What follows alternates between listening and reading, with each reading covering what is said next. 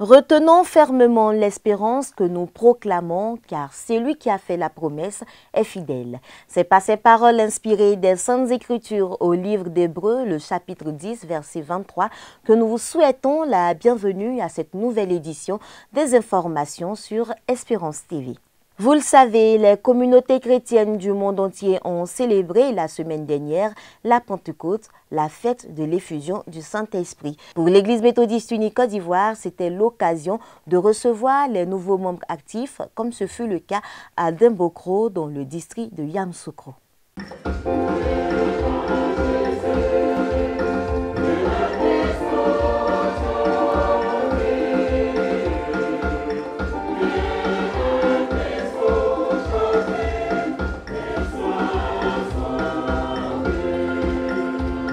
Ce sont au total 20 fidèles du circuit de Dembokro, dans le district de Yamoussoukro, qui ont reçu les eaux du baptême tout en participant pour la première fois au corps du Christ. L'événement a eu lieu le lundi 20 mai, lundi de Pentecôte, au temple Maranatha de Dembokro.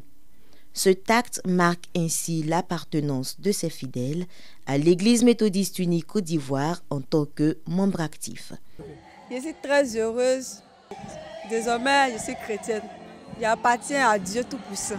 J'ai été baptisée, je me sens peu à l'étoile libre. Je suis contente d'être baptisée.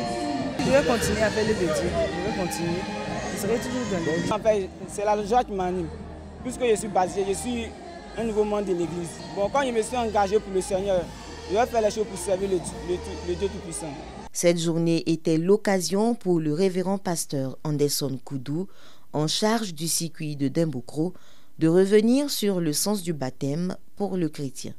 C'est la manifestation de notre foi intérieure, de ce que nous changeons de vie et que nous passons donc à une nouvelle vie, la vie de conversion, de repentance.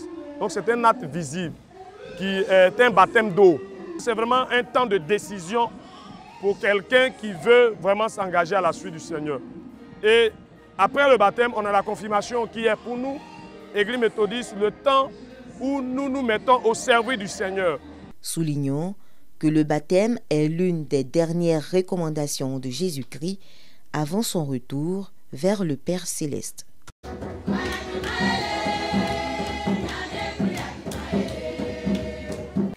Juste à côté, les fidèles du secteur de Boaké ont vécu la 4e édition de Pentecôte de Feu, un programme annuel organisé pour plonger le peuple de Dieu dans la louange et l'adoration. Raphaël Dampi.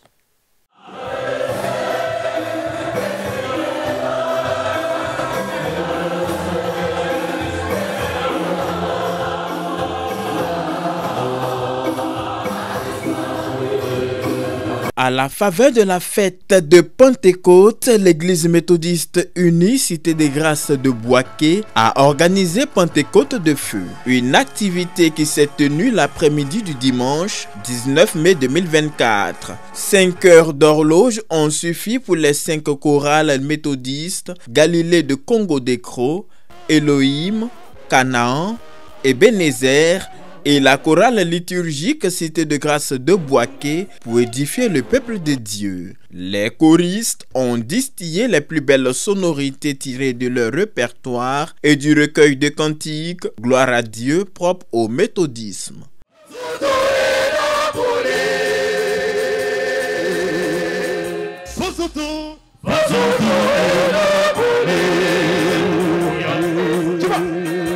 Attention, hein! Manquez-le pas, manquez-le pas, manquez-le pas.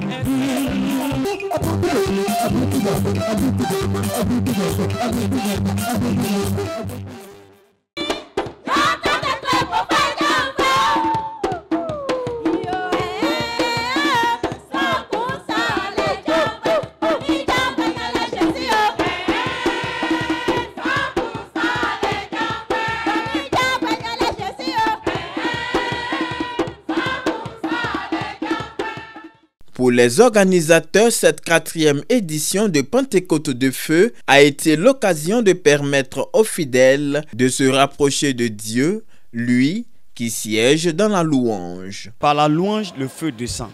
Par l'adoration, le feu descend. Pas pour embraser, pas pour tuer, mais pour restaurer, pour édifier, pour guérir et pour faire du bien à tous les chrétiens. Pour cette journée-là, nous aussi, nous pouvons affirmer que nous avons été remplis par l'Esprit de Dieu et que nous pouvons aller annoncer partout la bonne nouvelle pour gagner des âmes à Christ. Nous sommes prêts pour la mission. Le révérend pasteur Franck Dago, secrétaire du district missionnaire de Bouaké, a donné la portée spirituelle de cette célébration. Nous pensons que ce concert est une plateforme pour prolonger la main de Dieu pour faire du bien à son peuple. C'est pourquoi chaque année, nous marquons un arrêt pour célébrer Dieu qui nous a fait grâce en envoyant le Saint-Esprit pour être avec nous. Tout le monde vient, tout le monde participe.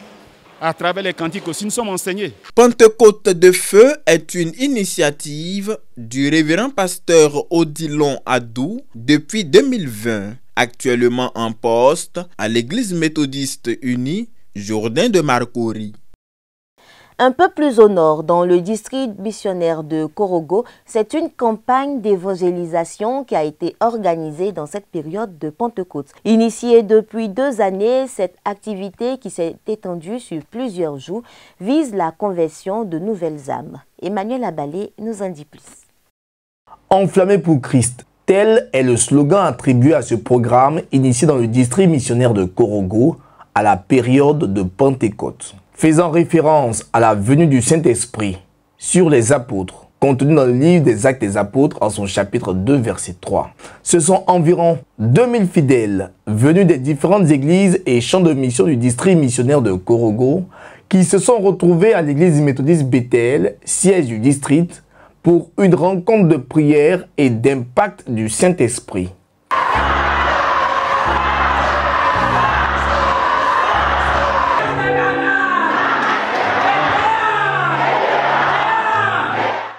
Le pasteur Tété Martial, orateur du jour, a invité les paroissiens à manifester les dons spirituels pour vivre une vie chrétienne épanouie.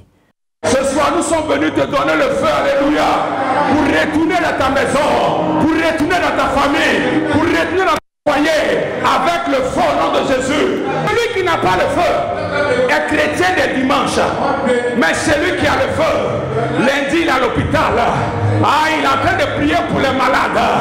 Mardi même peut se retrouver à la morgue en train de prier pour les morts. Alléluia. Des actions prophétiques, des moments d'intercession et des temps de délivrance ont été les points forts de cette activité. Au sorti de ce programme, plusieurs témoignages qui édifient la foi. Je suis venu aujourd'hui pour un témoignage, pour dire que Dieu est vrai. Voilà, parce que j'ai demandé à Dieu de m'aider afin que je sois admis au concours, comme j'ai dit auparavant, et Dieu a permis que je sois admis. Elle consommait l'alcool. Partout où elle rentrait, en tout cas, elle prenait l'alcool et elle s'enivrait. Et vraiment, ce n'était pas agréable à voir. Mais depuis l'édition de l'année dernière, vraiment, lorsqu'on a prié pour elle, et elle a abandonné complètement l'alcool. À présent, on se sent vraiment heureux parce que le temps intense de prière nous a fait beaucoup de bien. L'Esprit de Dieu agit puissamment, des délivrances sont opérées, des guérisons sont opérées. Aidé dans sa tâche par les pasteurs Pierre Koulibaly et le pasteur Tété Martial, le surintendant délégué du district missionnaire de Korogo, le révérend pasteur Kouyaté David, explique la vision de ce temps spécial d'édification. Flammer pour Dieu est une activité, est un moment de prière, de délivrance, de guérison, de proclamation prophétique et de l'enseignement de la parole de Dieu. Et donc ça nous prend tout l'après-midi où nous prions pour le peuple de Dieu, pour leurs activités, pour leur santé, pour leur vie spirituelle. En tout cas, nous bénissons le nom du Seigneur parce que cette année encore, nous avons pu mobiliser plus de 2000 personnes qui étaient présentes. Enflammé pour Dieu, ce programme d'impact spirituel est à sa 2e édition. Rendez-vous est pris dans le secteur missionnaire de Ferké pour l'édition 2025. Retour à Abidjan, au nombre des activités organisées à la faveur de la Pentecôte figure le colloque scientifique conduit par l'Union des églises évangéliques du Sud-Ouest, section Cocody. Il s'agissait de mener des réflexions avec une démarche scientifique sur l'importance de la louange et la culture dans les pratiques cultuelles.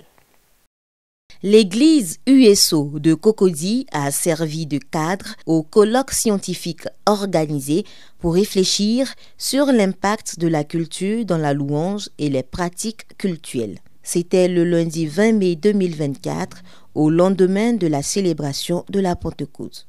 Louange et culture ou continuité, c'est le thème qui a soutenu les travaux de réflexion qui ont réuni plusieurs personnalités civiles, universitaires et religieuses de différentes confessions. Pour les organisateurs, il paraît plus qu'important d'allier une démarche scientifique à la parole de Dieu afin d'en déceler la conduite à tenir par rapport à la foi de l'Africain. Nous savons qu'il y a eu des débats historiques par rapport à la question, mais nous sommes dans une société en mutation où il y a des choses que nous faisons aujourd'hui dans nos églises, dans le sens de la louange, qui doivent être en conformité avec l'Évangile. Donc avoir un moment de réflexion par rapport à la culture est vraiment important. Lors de la conférence inaugurale, le professeur Guy Bléon est revenu sur la nécessité d'un réencodage pour éviter ni rupture ni continuité entre la culture et la louange dans l'Église. Le moteur même, c'est la question de l'incarnation, c'est-à-dire comment, en tant qu'Africains, mais chrétiens, comment nous devons vivre notre foi par rapport à la Bible. Et c'est ça qui est l'enjeu principal donc, de ce thème-là. Les rythmes africains ont leur place à l'Église. Mais pourvu que ces rythmes-là et ces chants soient bien travaillés et correspondent aussi à ce que Dieu attend de nous, à ce que l'Église attend de nous, au message qu'on veut réellement véhiculer. Présent à cette rencontre scientifique, le professeur René Nyaliga, président de l'Université méthodiste de Côte d'Ivoire, s'est penché sur l'exemple de l'Église méthodiste unie Côte d'Ivoire qui a fait la promotion de la culture à travers le thème Église et tradition. L'Église méthodiste unie Côte d'Ivoire a eu un thème important, Église et tradition. Le plus important pour nous, c'est que la tradition ne soit pas en contradiction avec l'Évangile. L'Afrique peut intégrer dans la liturgie tout ce que l'Afrique apporte en termes de rythme, en termes de danse. La seule restriction, c'est qu'il ne faut pas adorer les esprits. Lorsque la louange est en conformité avec l'Évangile, il n'y a pas de problème. Au sorti de ce colloque, l'Africain est invité en tant que chrétien à vivre sa culture à la lumière de la parole de Dieu. Parlons santé à présent. Fermé depuis 2023 pour nécessité de réhabilitation, le service de pédiatrie de l'hôpital méthodiste de Dabou a rouvert ses portes cette semaine avec la mise en service d'un incinérateur. De nouvelles commodités qui viennent rehausser la politique de soins de cet établissement sanitaire confessionnel. Daniel Kragby. Offrir des soins de qualité tout en faisant du social son credo, c'est la vision dans laquelle s'inscrit l'hôpital méthodiste de Dabou. Cette structure de santé confessionnelle à but non lucratif qui se veut être un établissement sanitaire de haut niveau a procédé à la réouverture de son service de pédiatrie et à la mise en service d'un incinérateur de déchets biomédicaux. La cérémonie a eu lieu ce mercredi 22 mai 2024 en présence des autorités pastorales et laïques de notre Église, sans oublier les autorités administratives de la localité. Prenant la parole, le docteur Deza Salomon, président du conseil d'administration, a saisi cette tribune pour présenter le contexte sanitaire dans lequel le monde évolue, non sans remercier les donateurs, acteurs importants dans la réalisation de ce projet.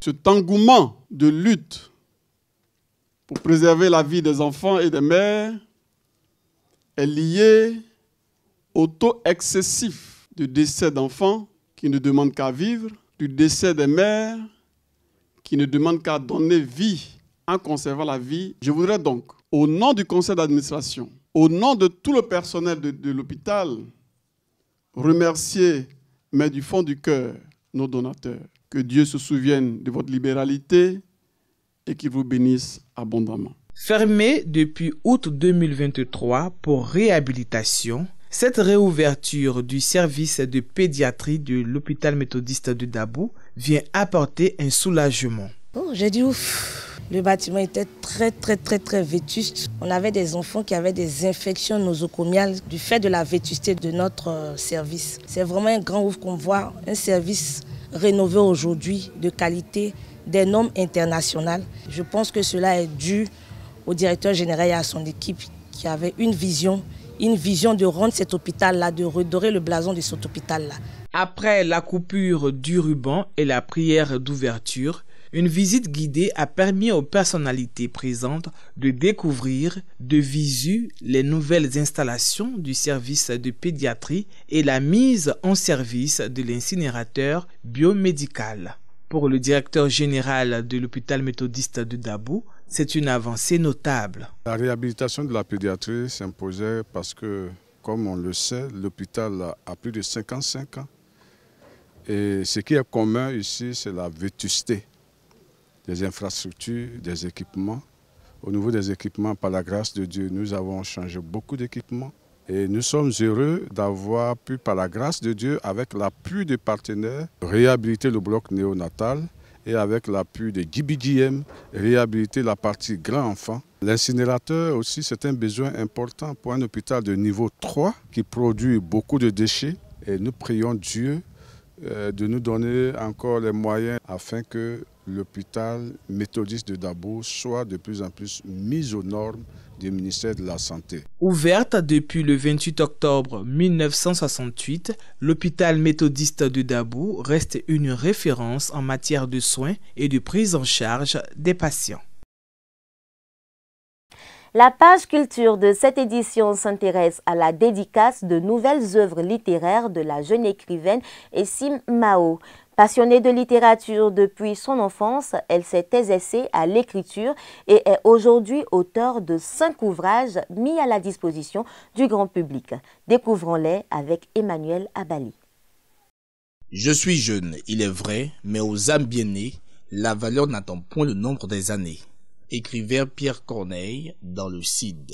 Cette citation, devenue si populaire, est encore d'actualité à travers la personne d'Essim Mao, qui en est une illustration parfaite. Elle qui, à peine âgée de 18 ans, a procédé à la dédicace de ses 3 ouvrages le mercredi 22 mai 2024 à l'amphithéâtre Dr Yaté Joseph de l'Université méthodiste de Côte d'Ivoire. Ma sœur mon poison, à cause de Fiona. Libérée par grâce. Ces 3 œuvres de l'esprit ont été présentées devant sa famille biologique, les autorités académiques de l'UMESI, le ministère de la Culture et de la Francophonie représenté et ses camarades étudiants. Soulignons aussi la présence de quelques critiques littéraires et de son éditeur.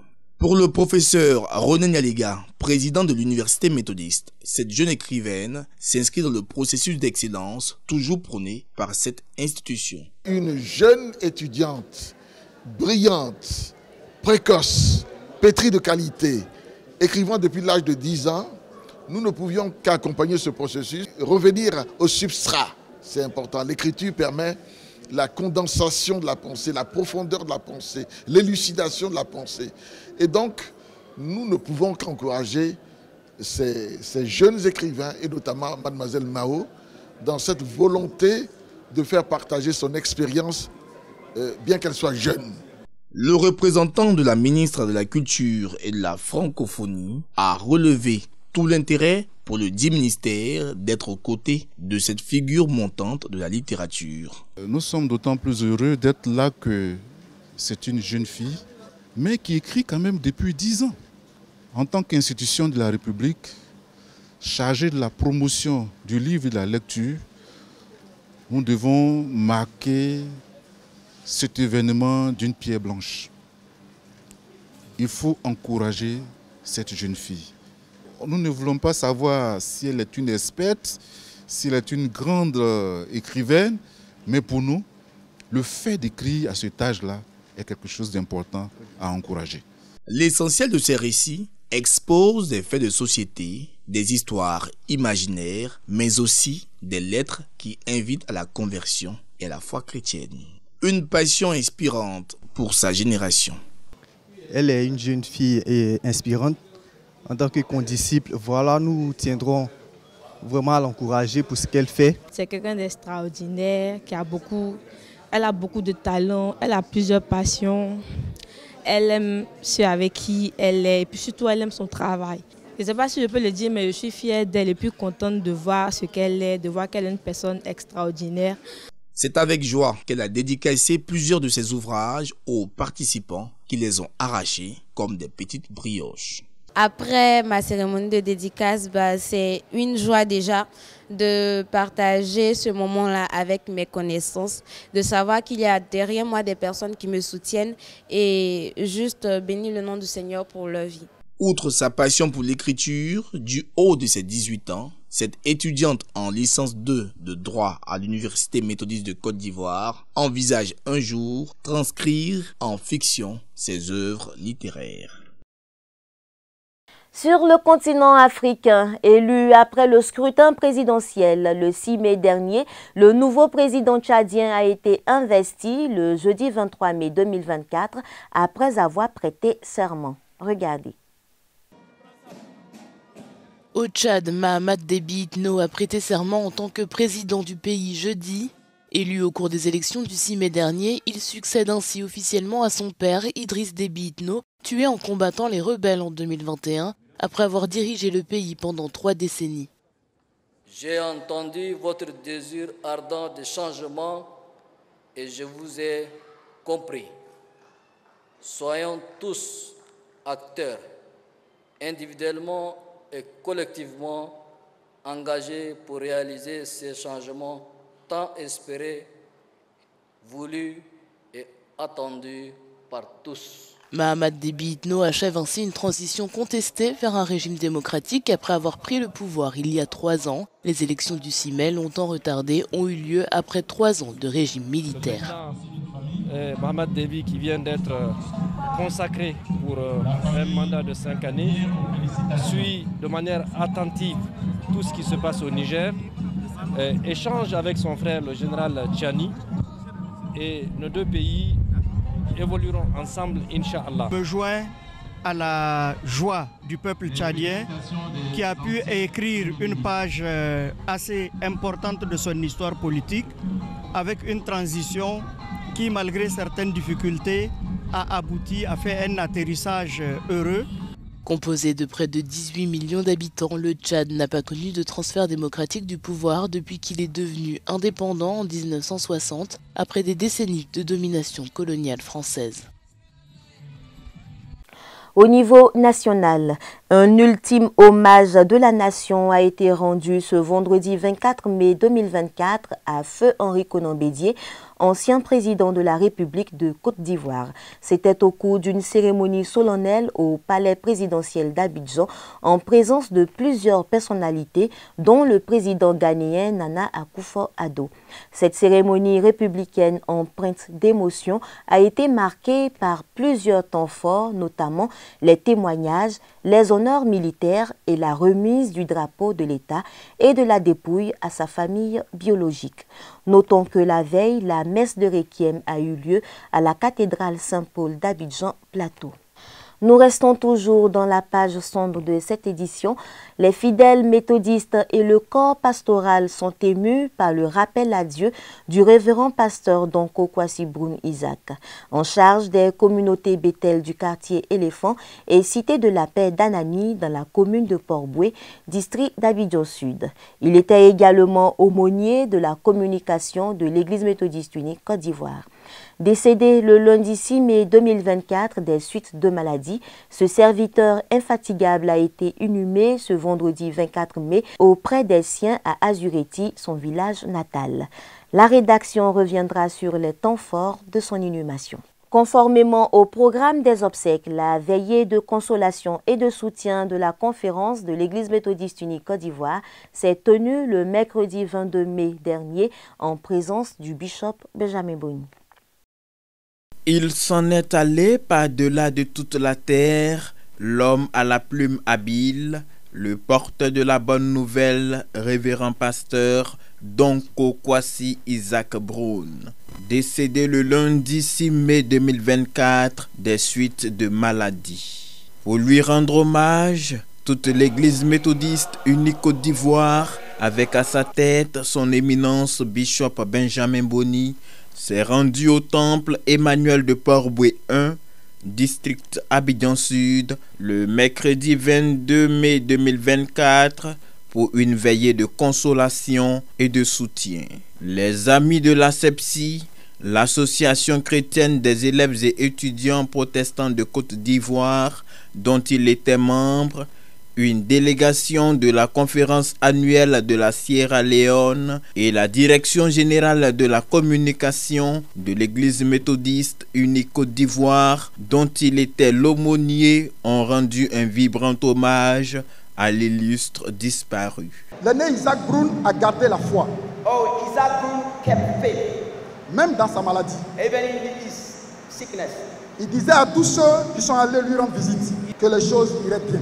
Nous avons perdu un grand homme. Oh, we lost a big and a great man. Un bon frère, un guide spirituel. A spiritual guide. Friends, there is nothing new under the sun. Il n'y a rien de nouveau sous le soleil. That difficult as it appears to be, il y a des difficultés qui nous arrivent, qui nous étreignent. Our God is still in control. Notre Dieu est toujours au contrôle. As a church, en tant qu'Église, restons attachés fermement à la parole de Dieu. Because God's words are yea and amen. Parce que la parole de Dieu c'est oui et amen. Pour la circonstance, un seul texte à l'ordre du jour, extrait de Jean chapitre 17, versets 1 à 5. Circonstance douloureuse que de voir un jeune pasteur dévoué arraché à l'affection des siens. As-tu accepté comme ton Seigneur et Sauveur personnel Jésus-Christ de Nazareth? Car l'heure du bilan est proche. Ma prière pour toi, ma prière pour moi, c'est que nous puissions entendre, lorsque nos yeux se refermeront sur cette terre, bon et fidèle serviteur, entre dans la joie de ton maître. Car une vie courte et pleine est précieuse qu'une vie longue et vide. Le surintendant du district Abidjan Sud, très révérend pasteur Philippe Adjobi, a traduit les mots de consolation et de gratitude du bishop Benjamin Boni. Il a également rendu témoignage du pasteur Brown, un homme de Dieu que toute l'église méthodiste unie du monde pleure. Dès les premières minutes déjà, le bishop a commencé à recevoir, n'est-ce pas, les mots de condoléances venant de partout. Toute l'église méthodiste unie pleure, toute l'église méthodiste unie du monde pleure le révérend Isaac Brown. À la conférence générale, nous étions ces dernières semaines. Isaac n'y était pas, mais son nom va planer sous la conférence générale. La cheville ouvrière de la communication de l'Église méthodiste unie mondiale du côté francophone, Isaac Brown est issu de la 9e promotion des pasteurs de l'Institut supérieur de théologie d'Abadjan-Doumé, promotion baptisée Derusha. Triste réalité, même si la pilule est dure à avaler, les fidèles comprennent que les voies de l'Éternel sont insondables. Le soldat Brown a été appelé à d'autres missions importantes. Adieu le journaliste pasteur, adieu le messager, le héros d'Azureti, révérend pasteur Isaac Brown, que la terre te soit légère. Grand artisan de la communication dans l'Église méthodiste unie Côte d'Ivoire et celle du monde, avec sa belle plume, le révérend pasteur Donko Kwasi Isaac Brown était aussi l'aumônier de la communication de l'Église méthodiste unie Côte d'Ivoire. À ce titre, les responsables de la Direction générale de la communication lui rendent hommage. Oh, Christ est mon espérance, sa justice est mon assurance. Originaire de la petite bourgade d'Azuriti, Isaac Kwasi Donko Brown a été bercé très tôt par l'amour de Dieu, le don à Dieu et les choses spirituelles. Cet amour a été toute sa vie durant la sève qui a abreuvé son zèle, motivé son service et guidé ses choix. Son parcours atypique en est aussi la preuve. Oui, la grâce de Dieu pour lui n'a pas été vaine. Et comme un deal entre les deux, cette grâce infinie a irradié sa vie pour la projeter sous les feux de la rampe et le sortir de l'anonymat. Avec ses études, de l'anglais à la communication, il a fini par traverser les frontières, rayonner à travers le monde pour devenir en définitive universel. Et comme si cela ne suffisait pas, pour honorer son deal avec son maître, il s'est offert comme serviteur. L'homme avait compris que le monde se meurt sans Dieu, que les hommes sont loin de Dieu. Mais comment entendront-ils parler de lui s'il n'y a personne qui prêche? Romains chapitre 10, verset 14, son bréviaire. Le révérend pasteur Isaac Brown, l'aumônier national de la communication de l'Église méthodiste unie Côte d'Ivoire, s'est couché. Et c'est tout le ciel de la communication qui s'est assombri. Le révérend pasteur Isaac Brown a impacté qualitativement tous les démembrements de la communication de l'Église méthodiste unie Côte d'Ivoire. Avec les communicateurs dans les églises locales, il était le formateur. Avec la radio La Voix de l'Espérance, il faisait partie des pionniers. Le révérend Isaac Brown était encore de ceux qui ont travaillé au niveau de la presse écrite jusqu'à l'avènement des cours de l'Espérance. Que dire de la dernière née, la télévision Espérance TV? Le pasteur Isaac Brown était encore présent, membre du comité de pilotage. Il a su apporter à la communication de l'Église méthodiste unie Côte d'Ivoire toute son expertise. Le pasteur Isaac Brown était celui qui savait ôter sa toge de pasteur, ôter son col de pasteur pour se fondre dans la mêlée. Aujourd'hui, il part et son départ nous laisse dans les mois, dans les pleurs, dans les larmes. Mais une chose fait notre espérance, celle de savoir qu'il n'a pas vécu inutile. Pour toute l'Église méthodiste unie Côte d'Ivoire, les communicateurs disent Yako. À tous ceux qui l'ont connu et aimé, nous disons Yako. Mais prenons bon courage, car il nous laisse un héritage à préserver, un héritage à défendre. Que Dieu, qui nous l'a prêté pour un temps, continue de faire avancer la communication de l'Église méthodiste unie Côte d'Ivoire. Dans son ministère de pasteur communicateur, il était aux côtés de tous. J'ai connu le révérend pasteur Isaac Brown à la faveur de l'organisation du centenaire. Pour ce qui est de la qualité de la personne, le journaliste n'écrit pas pour lui-même, il écrit pour les autres. Et quand on écrit pour les autres, on s'applique. C'est ce que le pasteur Isaac Brown a toujours fait dans ses écrits. C'est un monsieur qui était vraiment déterminé et qui écrivait bien, qui avait une bonne plume. La dernière fois où nous nous sommes parlé physiquement, c'était après la 19e conférence annuelle ordinaire, où je l'ai trouvé à son bureau pour lui rappeler donc, son engagement qu'il avait pris avec nous du côté de l'UMCOM. Il a dit, mon directeur, je m'en occupe. Et chaque mois, il me faisait un poste donc, pour me souhaiter un bon mois et pour ce mois même dans lequel nous sommes. Précisément le 4 mai 2024. Le poste qu'il m'a fait, il me dit, bien-aimé, je souhaite que tu prospères à tous égards et sois en bonne santé comme prospère l'état de ton âme. 3 Jean 1, verset 2. Excellent mois de mai. Mais je ne savais pas que c'était le dernier message de nos relations humaines. Hélas. Mais Dieu seul a le secret de ce qu'il fait. Que toute la gloire lui revienne. Adieu mon frère. Adieu révérend pasteur. Le révérend pasteur a aimé, durant son cheminement sur cette terre, les défis pour la cause du royaume. Il a rejoint à un moment donné l'équipe de la presse écrite dans l'Église, équipe dont il est resté proche. Le révérend Isaac Broun est une icône de journaliste dans l'Église méthodiste unique Côte d'Ivoire. Que dis-je? Une icône de la communication.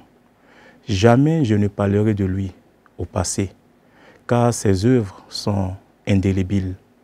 Merci de faire de nous tes condisciples. À Dieu soit la gloire. Amen. Pour la création de la radio, l'homme était encore là. Il faisait partie des ouvriers de la première heure, sur qui la première directrice, Madame Akwa, s'est appuyée, et jusqu'à son rappel à Dieu, il était un des animateurs constants de notre radio. L'ami.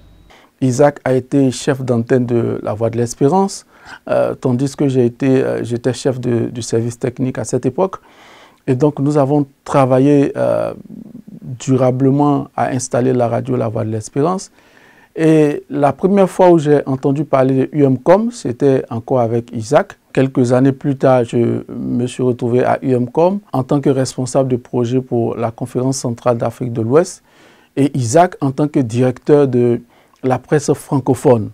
Et donc vous comprenez qu'au bout de 20 ans ou plus de 20 ans, mon parcours s'est beaucoup entremêlé avec celui d'Isaac. Les grandes âmes ne meurent jamais. Et à Dieu seul soit la gloire face à cette douleur. Je peux tout simplement dire à mon ami, mon frère, mon collègue, mon pasteur, va en paix, Solideo Gloria. L'aumônier a développé avec chaque structure de la Direction générale de la communication DGCOM et avec ses collègues des relations spécifiques d'écoute, de conseil et de fraternité. Susumwe ye flewa bro, minyame susumwe ye flewa bro, susumwe ye flewa bro, susumwe. Bro. Isaac did it first. Isaac l'a toujours fait en premier. C'est dans cette église que nous avons rencontré un jeune homme disponible et disposé pour l'œuvre de Dieu. Avec sa démarche empreinte à l'humilité, il couvrait tous les événements de l'église avant même que nous ne commencions. Isaac did it first. Isaac l'a fait en premier.